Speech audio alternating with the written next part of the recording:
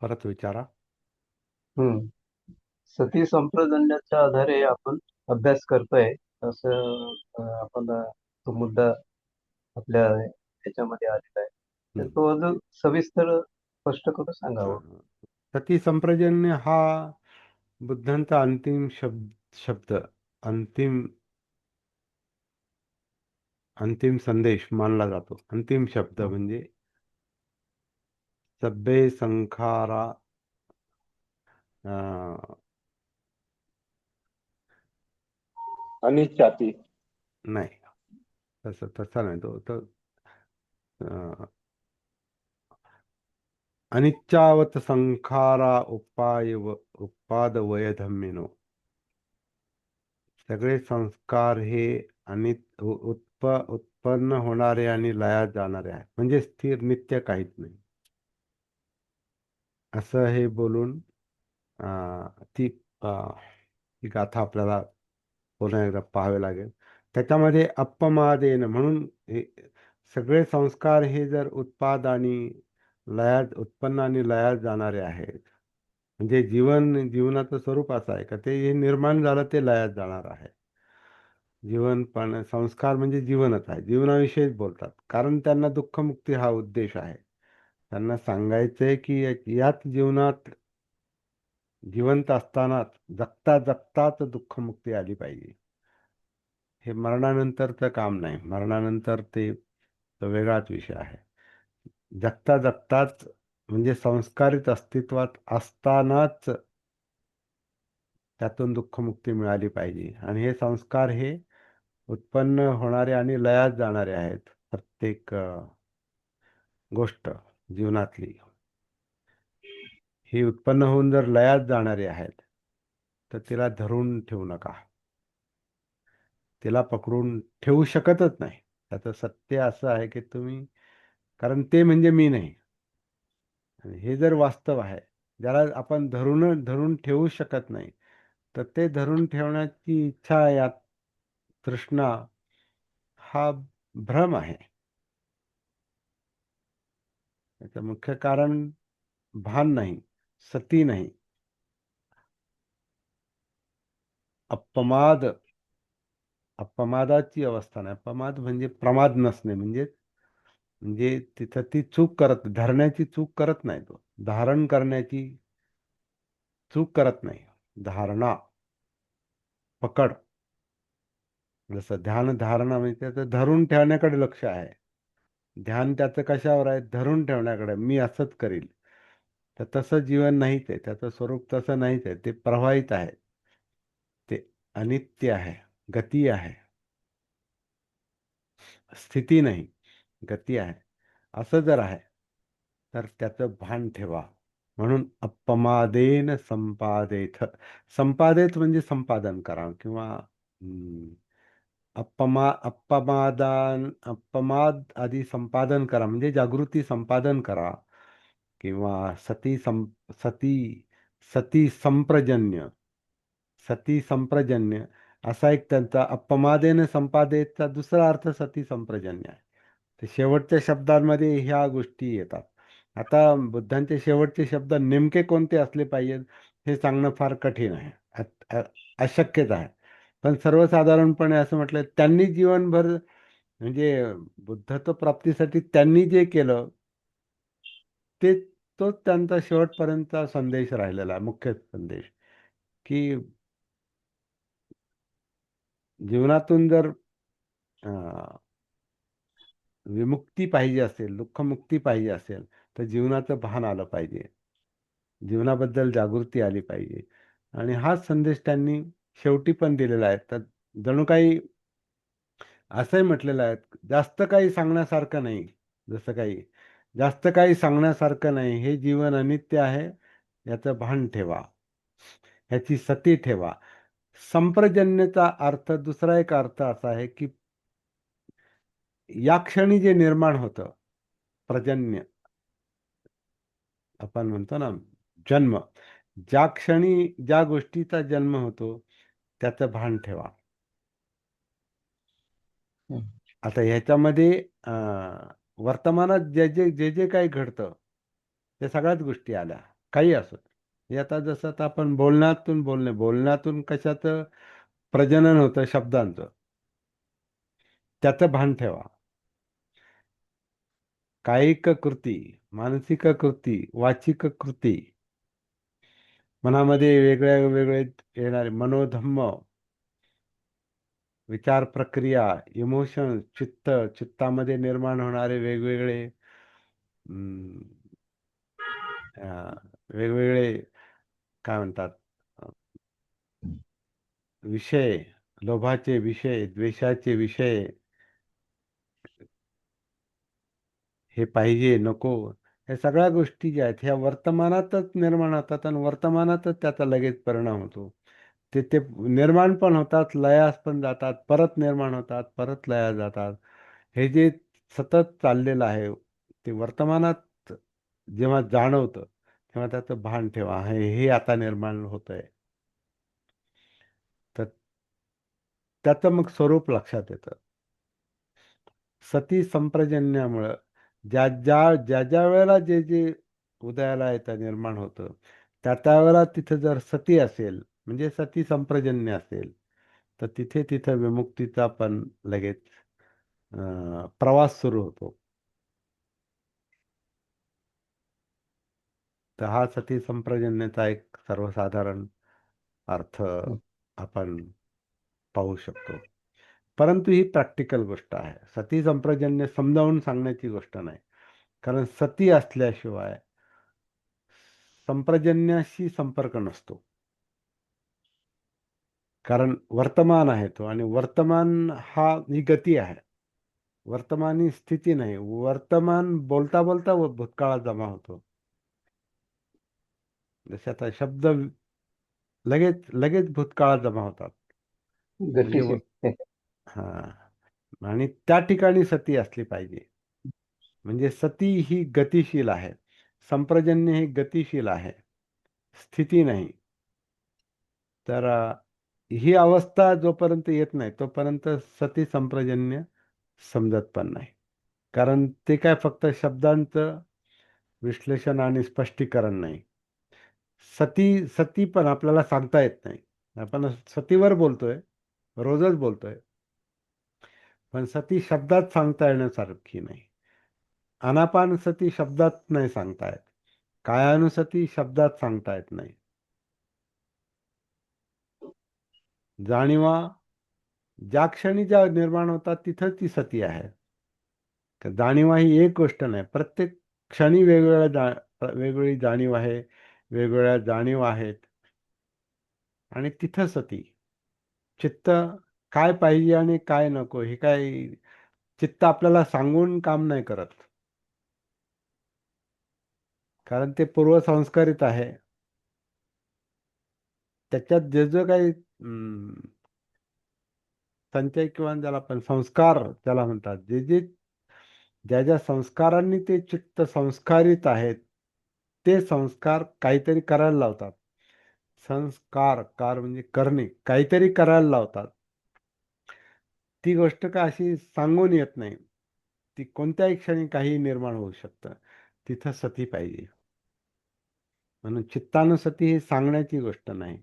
विचार प्रक्रिया आपण पाहतो इतकी सुपरफास्ट गती आहे की कोणत्या वेळेला काय विचार येईल आणि त्याचा काय परिणाम होईल, त्याच्यातून चित्त कसं निर्माण होईल, किंवा चित्तानुसार विचार प्रक्रिया, मनोधम्म कसे काम करतील, याचं काहीच असा स्पष्ट असा आडाखा मांडता येणार नाही, असं सूत्र सांगता येणार नाही त्याचं. ते जाग्यावरच बघायचं काम आहे. ए ही पस्तिको, या आणि पहा इथंच लगेच. पण ते या तिथं येईपर्यंत वाट नाही पाहता येत. कारण ते सतत गतिशील क्रिया आहे, सुपरफास्ट गती आहे. तर सती ही गतिशील आहे, प्रवाहित आहे.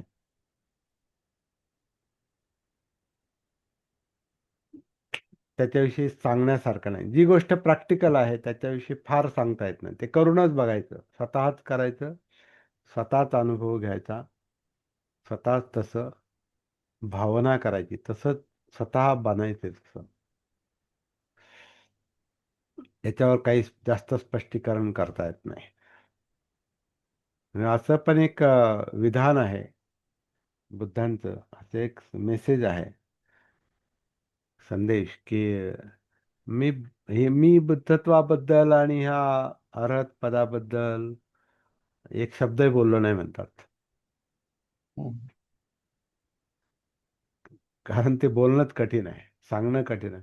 जी गोष्ट करून पाहिजे ती सांगून नाही जमत, ती करूनच बघायची. आणि जो करील त्याला कळेल.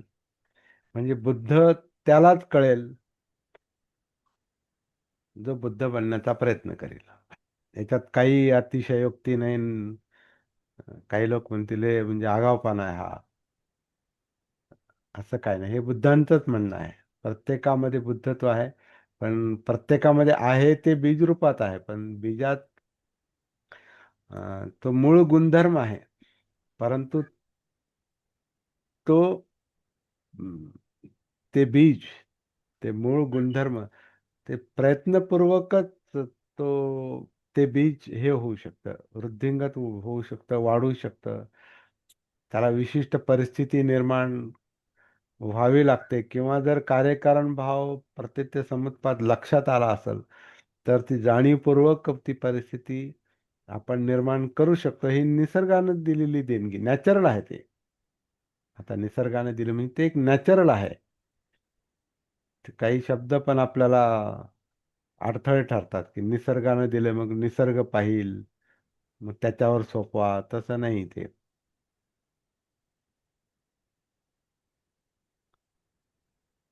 हे ज्यानं त्यानं करून पाहण्याची गोष्ट आहे.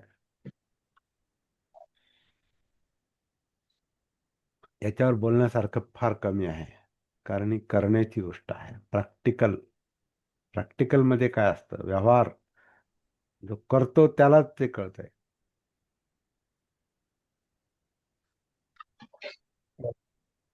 अं, या 7-8 दिवसामध्ये तुम्ही असं मला ते याच्याबद्दल पण सांगितलंय, मला खाज वगैरे सुटते शरीराला. तर हे ग्रंथीस्राव असू शकतो का असं ते? असू शकतं, पण ते दाखवू शकत नाही आपण. हम्म.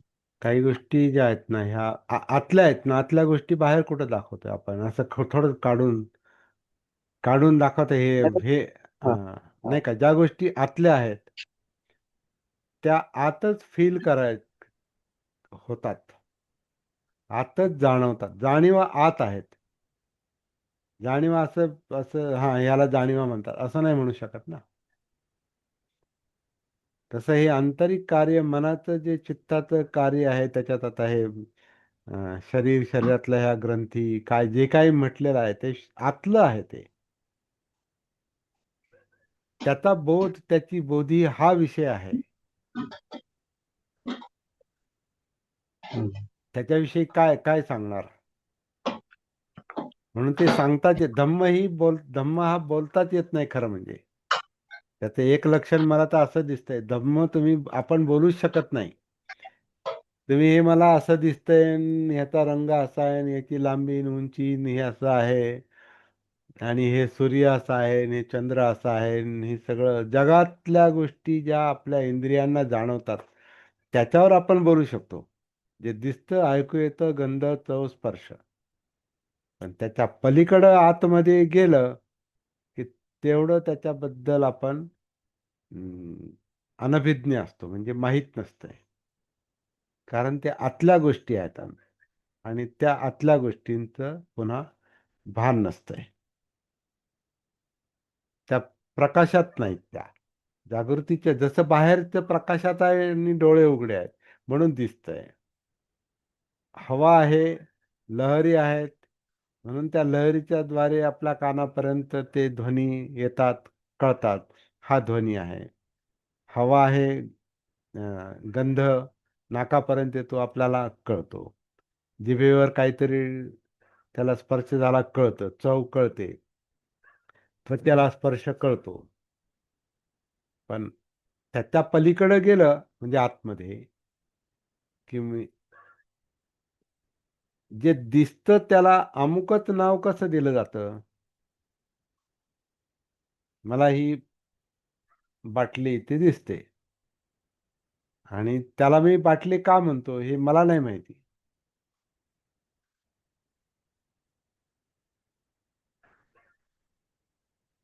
याचं काय उत्तर आहे? पण बाटली आहे हे आपण म्हणतो, सहज म्हणतो आपण. बाटली म्हणा किंवा आता बाबासाहेबांचा फोटो म्हणा किंवा ही फुलं, फुलं कृत्रिम फुलं आहेत ती, किंवा कृत्रिम अं, एक एक जे आहे ते बांबूचं काय म्हणतात त्याला, बोन्साय. तर ते जिवंत झाड आहे ते. आणि बाकीची जी आहेत ही कृत्रिम फुलं आहेत. पण हे आपण हे कसं काय बोलतो आपण? कशाच्या आधारावर बोलतो? याला काय उत्तर नाही. हे आहे हेच लक्षात, हे आहे हे जाणवणं, त्यातलं सत्य जाणवणं, हे सगळं अंतरंगातलं काम आहे. आणि त्याला शब्द स्पष्टीकरण हे कामी येत नाही. ते डायरेक्ट अनुभवण्याची गोष्ट आहे. म्हणून धम्म सांगता येत नाहीत खरं म्हणजे. धम्माविषयी बोलता येतं, पण धम्म ही अं, पस हेही या आणि पहा याच्यातच येते. या आणि पहा, पहा दाखवू शकत नाही, तुम्हीच पहा, असं त्याचा अर्थ जणू काय. धम्म हा असा असा आहे, हे असं असं आहे, जेवढं आपण आता बोलतो हे असं असं आहे. तर बुद्ध म्हणतात हे असं असं आहे, सत्य हे असं असं आहे, पण या आणि पहा. हे फक्त बाहेर जे दाखवलं ते सत्य नाही, ते सत्याविषयीचं ज्ञान आहे. पण सत्य जे आहे हे प्रज्ञेनं समजू शकतं, म्हणजे पाहिल्यानं समजू शकतं. या आणि पहा. मग येण्यासाठी यावं लागतं, म्हणजे उतरावं लागतं, म्हणजे जीवनाच्या संपर्कात यावं लागतं. कारण काय पाहायचंय? जीवनच बघायचंय. का पाहायचं जीवन? कारण त्याच्यात ते प्रॉब्लेम आहेत. त्याच्यामुळे आपापच तिकडे येतंय मन. मन खरं म्हणजे येतच आहे, आणि पण त्याला पाहता येत नाही. म्हणजे दुःखाकडे येतं पण दुःख कळत नाही, असं त्याचं जणू काय अर्थ आहे. सुख पाहिजे पण सुख कशामुळे मिळते हे त्याला कळत नाही. येतं ते, पण पाहणं ही वेगळीच साधना आहे. त्याला आपण सती म्हणू शकतो, जागृती म्हणू शकतो. पण त्या सतीत सती नाही.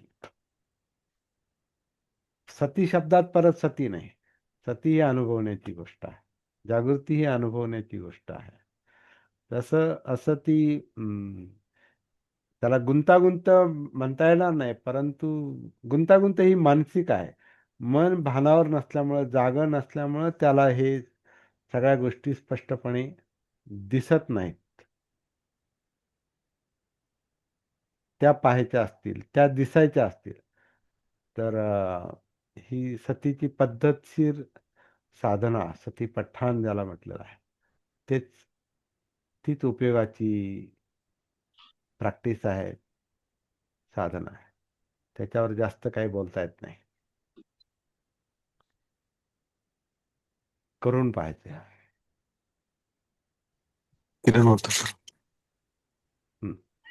काही नाही सर, आता सांगितल्याप्रमाणेच तुम्ही एक तसं समजलंय तसंच एकदा बोलावं असं वाटलं. म्हणजे जसं चंद्र दाखवण्यासाठी बोट दाखवतो आपण, तर बोट म्हणजे चंद्र नाहीये. हा, महत्वाचं आहे. पाणी शब्द आपण घेतो, तर पाणी शब्द घेतल्याने तहान जात नाही, ते पियावं लागतं. पण व्यावहारिक भाषेमध्ये वर्णाक्षर शब्द एक सांकेतिक भाषा मानवाने तयार केलेली आहे. त्या विषयावर बोलताना ते शब्द वापरले जातात, पण त्या शब्दांमध्ये त्या विषयाचा सबस्टन्स नसतो किंवा त्या विषयाची डायरेक्ट अनुभूती नसते. त्यामुळे सती, अरहंत, बुद्धत्व हे सगळं फक्त अंगुली अंगुली निर्देश आहेत. बरोबर आहे. ते अनुभवातून गेल्याशिवाय त्याचं फक्त हं. काहीतरी मेसेज पोहोचवायला वापरलेले शब्द आहेत. हं. बरोबर आहे. हा, हा बेसिक मुद्दा आहे. अंगुली निर्देश म्हणजे आता त्या जसं किरण कांबळेने म्हटलं चंद्राकडे दाखवलेलं बोट, तर बोट ज्याच्याकडे दाखवलंय ते पाहायचं असते. आपण जर बोटाला धरून बसलो तर मग चंद्र नाही दिसत. तसं शब्द, धम्माविषयीचे शब्द, मुक्तीविषयीचे शब्द, सती, हे अप्पमाद किंवा हे अर्हत, हे शब्द आहेत. पण शब्द कशाकडे कशाकडे निर्देश करतात हा वेगळा मुद्दा आहे. धम्म शब्द आहे, पण धम्म कशाकडे निर्देश करतात हा वेगळा मुद्दा आहे. सती सती सती म्हणतोय आपण, कशाला सती म्हटलेला आहे हा वेगळा मुद्दा आहे. तर त्या त्या मुद्द्याकडे स्वतःच जायचं असतं, स्वतःच यायचं असतं. कारण कुठे जायची गोष्ट नाही, ही यायची गोष्ट आहे. म्हणून येही, या, पहा, यायचं असतं, पाहायचं असतं आणि स्वतःच पाहायचं म्हणजेच अनुभव. तर अनुभवाशिवाय धम्म समजत नाही. तर किरण कांबळेंनी महत्वाच्या मुद्द्याची आठवण करून दिली. अंगुली निर्देश, finger pointing to the moon, चंद्राकडे दाखवलेलं बोट. बोट म्हणजे चंद्र नाही. आणि ज्या चंद्राकडे बोट दाखवलेलं आहे आणि ते न पाहता जर एखादं हा हा समजलं. आता चंद्र आणि बोट याच्यात खूप अंतर आहे. त्यामुळे चंद्राकडे बोट दाखवलं म्हणजे माणूस लगेच चंद्राकडे जाईल असं नाही. परंतु इथं सतीकडे बोट दाखवलं तर सतीमध्ये येऊ शकतो, कायेमध्ये उतरू शकतो, जाणीवा अनुभवू शकतो, चित्त अनुभवू शकतो, विचार थेट जाऊन अनुभवू शकतो. त्यामुळे चंद्र आणि बोटात जे अंतर आहे ते इथं नाही. हे माणसाच्या अखत्यारीतली गोष्ट आहे, माणसाच्या अं, हद्दीतली गोष्ट आहे, सीमेतली गोष्ट आहे. बाहेरची गोष्ट बुद्धांनी केली नाही.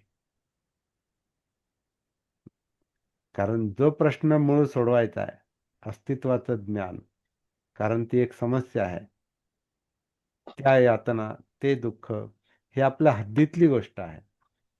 त्याचा त्याचं कारण शोधणं ही आपल्या हद्दीतली गोष्ट आहे, सीमेतली गोष्ट आहे, सीमेपलीकडची नाही. त्यातून मिळणारी मुक्ती, निब्बाण, अरहत पद हे आपल्या अखत्यारीतली आ- आ- सीमेच्या आतली गोष्ट आहे, अनुभवातली गोष्ट आहे. तो मार्ग तो इथंच आहे, तो बाहेर नाही. पण तो अनुभवल्याशिवाय कळत नाही.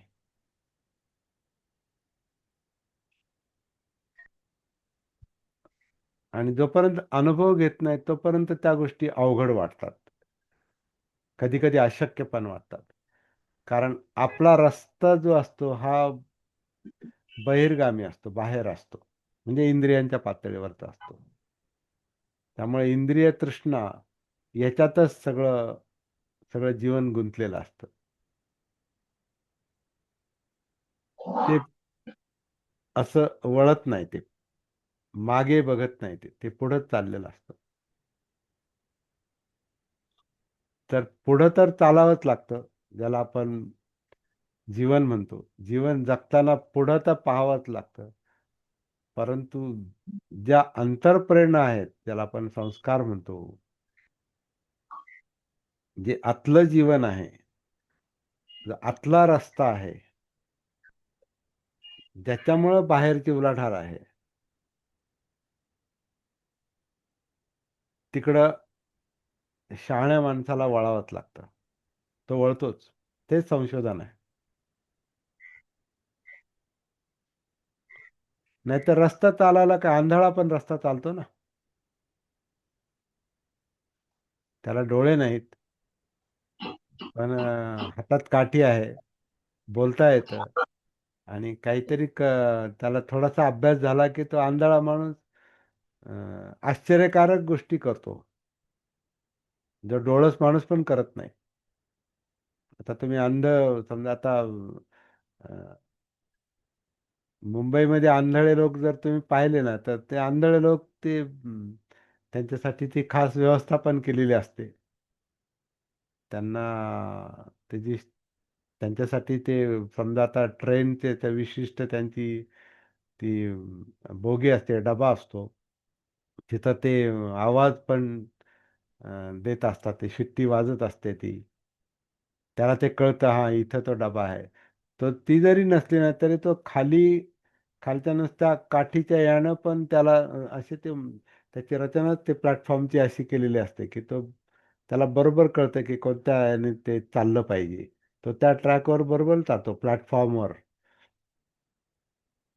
आवाज आला तर तो तिथं थांबतो. हां, इथं तो अपंगाचा डबा येणार आहे. तर तो ते आंधळा माणूस म्हणजे डोळस माणसाला पटकन ते करता येत नाही. ते हा अंध माणूस करतो. म्हणजे आंधळा माणूस पण चालू शकतो.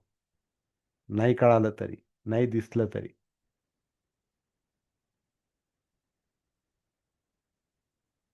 पण हे आतला प्रवास जो आहे, तिथं आपण आंधळेच आहोत. सती नाही म्हणजे काय? आंधळेच आहोत. पण ही सतीची जी काठी आहे, सतीचा जो प्रकाश आहे, तर तो तुम्हाला जाणीवांच्या आधारे पुढचा प्रवास करायला ती काठी आहे ती. ती काठी जशी त्या आंधळ्याला ती सांगते, इथं इथं तो असं असं करत चालतो बघा. असं असं करत चालतो म्हणजे कुठं काय आहे त्याला एक तर ती काठी पण त्याला थोडंसं आधी दाखवते. त्याचे पाय त्याला सांगतात कुठं पाऊल पडतंय ते. आधी काठीनं तो पाहतो. म्हणून त्याला एखादी पायरी उतरायची असेल त्याला ती पायरी कळते. मग तो पाय पाय पुढं पाऊल सावधगिरीने टाकतो आणि पुढे जातो. पायऱ्या उतरतो किंवा पायऱ्या चढतो. तर इथं सती सती जी आहे अशाच पद्धतीनं जणू काही म्हणजे आता ते अगदी तसंच्या तसं सांगता येत नाही. तर ही जागृतीची ही सतीची जी काठी आहे किंवा सतीमध्ये प्रकाश पण आहे. तर ते माणसाला कळतं. माणसामध्ये ती शक्ती आहे.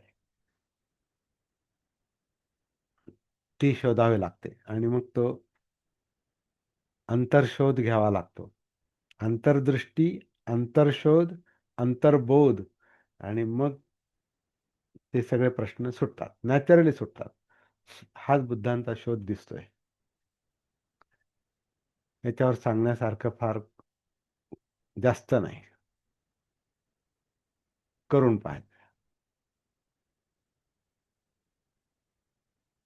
आणि जास्त मेंदू चालवायचा पण प्रश्न नाही. मेंदू बाहेर चालवायचा. इथे काय नाही. इथे सतत डायरेक्ट उतरा, पहा, अनुभवा आणि जसं इथं ज्याचा रस्ता संपलेला आहे, ज्याचा प्रवास संपलेला आहे, तर तो प्रवास त्यांनी केलेला आहे आणि मग तो संपलेला आहे. तसा हा आपल्याला प्रवास करावा लागतो आणि आपलं ध्येय गाठावं लागतं. असं हे काम आहे. त्यामुळं करायचे ते. दुसरं त्याच्यावर काय उत्तर नाही.